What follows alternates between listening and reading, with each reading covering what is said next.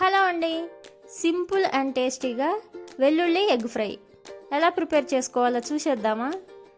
ఇది చపాతీ, పుల్కా, రైస్లోకి best combination అని చెప్పొచ్చు. చూస్తేనే నోరు ఊరిపోతుంది. ట్రై చేసేద్దాం. దీనికి నేను ఒక 5 గుడ్లు తీసుకొని ఇలా ఉడికించుకుంటున్నాను. ఇందులో కొద్దిగా సాల్ట్ యాడ్ చేసుకొని ఉడికించుకోవాలి.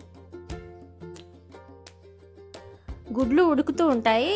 ఈ టైంలో మనము ఒక 2 మీడియం సైజ్ ఆనియన్స్, కొత్తిమీర, కరివేపాకుని ఇక్కడ కట్ చేసి పెట్టుకోవాలి. ఇక్కడ వెల్లుల్లి యాడ్ చేసుకుంటున్నాను. తర్వాత జీలకర్ర, ఉప్పు, కారం ఇవన్నీ కూడా యాడ్ చేసుకుని మంచిగా మిక్సీ వేసుకోవాలి. చూసారా, ఆ స్మెల్ చూస్తుంటేనే వేడివేడిగా అన్నంలో వేసుకొని తినాలనిపిస్తుంది. తర్వాత స్టవ్ వెలిగించుకుని కడాయి పెట్టుకొని ఒక 2 టేబుల్ స్పూన్స్ ఆయిల్ యాడ్ చేసుకోవాలి. ఇందులో ఆయిల్ కొంచెం ఎక్కువే వేసుకోవాలి. తర్వాత పోపు దినుసులు, కరివేపాకు వేసుకొని ఆవాలు కొంచెం చిటపటలాడాలి. తర్వాత మనం కట్ చేసి పెట్టుకున్నాం కదా ఉల్లిపాయలు, అవి యాడ్ చేసుకొని కొంచెం ఫ్రై అయ్యే వరకు కలుపుకోవాలి. ఉల్లిపాయలు మరీ ఎక్కువ ఫ్రై అవ్వాల్సిన అవసరం లేదండి ఈ కర్రీకి.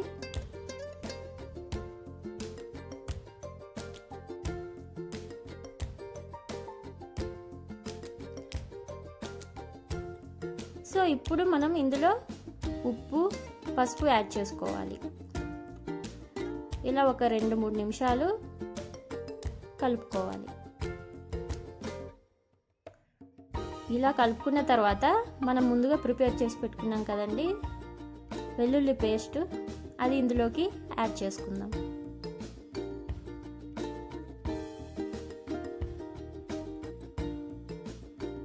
అసలు మనము గుడ్లు కూడా వేయాల్సిన అవసరం లేదండి.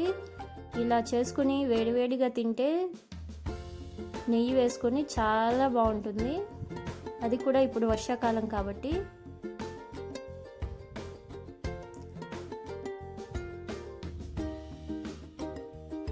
సో ఇలా అంతా కూడా మంచిగా కలుపుకోవాలి.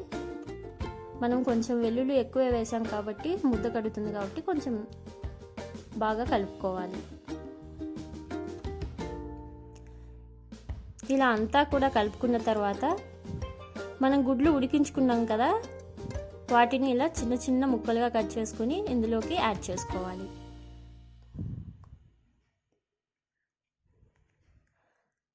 ఇలా ఒక 2-3 నిమిషాలు అలా కలిపేసుకోవాలి. ఇప్పుడు జొన్నని కూడా ఇందులోకి యాడ్ చేసుకోవాలి. వీటిని మరీ ఎక్కువగా కలపకూడదండి.